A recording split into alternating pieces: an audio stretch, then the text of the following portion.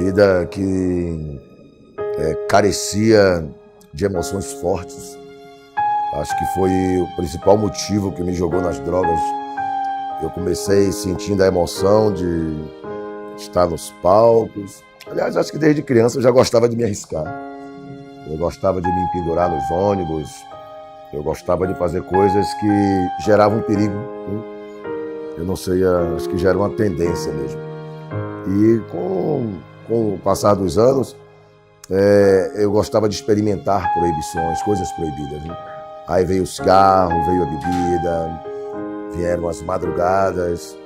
Depois veio a emoção dos palcos, que normalmente eram bem mais fortes quando se ingeria bebida alcoólica ou entorpecentes. E no meio de tudo isso, tinha também o conflito familiar. Né? Os pais desejam uma coisa e às vezes a gente na rebeldia deseja outra.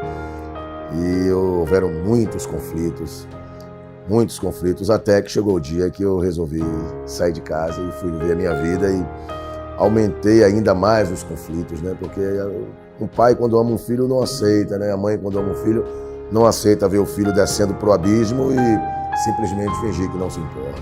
Depois de alguns anos veio as alucinações com a cocaína, veio a síndrome do pânico. Né? Eu tinha a impressão de estar sendo perseguido o tempo inteiro, eu via pessoas me seguindo, eu achava que alguém iria me matar. E antes das surras do meu pai, eu ainda uma criança também, eu me lembro que eu era atormentado por uma espécie de terror noturno. Né? Eu tinha muitos pesadelos, eu via uma coisa me batendo. Então a minha vida foi muito atribulada. E eu fiquei nessa vida aí por volta de 30 anos, 27 anos mais ou menos, 25 anos mais ou menos, na vida mesmo, me jogando de tudo quanto foi altura. Né? Foi o ápice de toda essa coisa ruim, eu precisava buscar ajuda.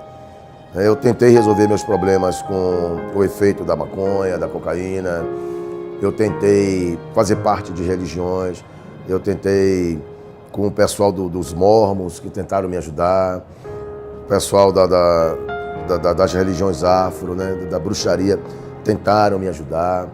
E eu percebia que até a própria macumbeira que tentava me auxiliar era uma pessoa que gostava de mim, mas tudo isso só piorava a situação, né? Eu me sentia perdido porque isso não gerava em mim um ideal, né? Um ideal. Gerava em mim até uma expectativa de que as coisas iriam se solucionar, mas eu sou um homem assim que gosto de me apaixonar, entende? Eu gosto de viver, eu precisava de uma coisa que me desse uma razão, né? Uma razão. Eu não estava tão preocupado em resolver os meus problemas, porque se eu resolvesse os meus problemas e não tivesse uma razão para viver, os problemas provavelmente voltariam. Aí veio um dia uma igreja, né, na porta da minha casa, né? Eu já tinha saído da casa dos meus pais, e aí um barzinho que eu bebia se transformou em uma igreja. E eu gostava de ficar ouvindo a música, né? Eu achava legal. Achava estranho por que pessoas iam para a igreja domingo de manhã, não iam à praia, né?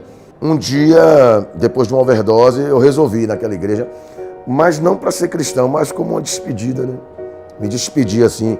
Havia um crente que sempre falava de Jesus para mim, e eu meditava, eu ruminava muito as coisas que ele me falava, e ele falava de Jesus, que Jesus morreu por mim. Eu não entendia como uma pessoa que morreu há 2000 anos atrás morreu por mim, como entender isso? Ele tentava me falar sobre uma certa trindade, que eu dizia, mas como é isso? Né? Como é isso? Então, um dia, mesmo sem saber como, eu acreditei. Eu disse, poxa, eu creio. Eu criei que existia um ser sobrenatural que me amava, né? E que amava todo mundo. E eu fui na igreja naquele dia, foi o primeiro passo. Eu disse, foi um dia acordar crendo nas conversas de um crente. Por isso que eu acho que um crente deve ter muita conversa. Mudou tudo. Não ficou nada igual, porque não foi só fazer parte de uma igreja, não foi só mudar de religião. Eu tive que acreditar em Jesus, implicava em deixar de acreditar em tudo. Tudo que eu acreditava.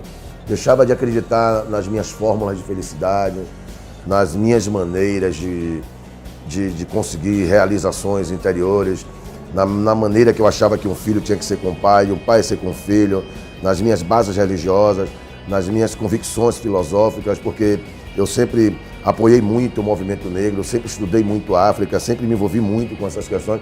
Então não foi simplesmente um dia eu vou ser crente, mudou tudo. O que mudou na minha composição, eu não vou dizer que a minha composição mudou, a minha composição amadureceu, cresceu. Então a proposta que me foi feita foi para avançar mais um pouco, que além de alegria, também levar Deus para dentro do coração das pessoas. Descobrir o caminho do coração do ser humano é algo muito complicado. Então, a minha parte é só cantar. Essa estrada aí quem constrói é Deus, entende? Eu vou dizer, só não tem como voltar porque não tem um caminho para voltar. Não tem um caminho para voltar. Eu li uma frase essa semana que diz assim, se eu pudesse deixar Jesus, eu não queria. E se eu quisesse, eu não podia. Entendeu? Então, não existe um caminho para voltar. Ele é a porta. Para todo lado que eu viro, está ele lá na minha frente. Ele não tem como voltar. Não é uma opção. Aconteceu, entendeu? Aconteceu.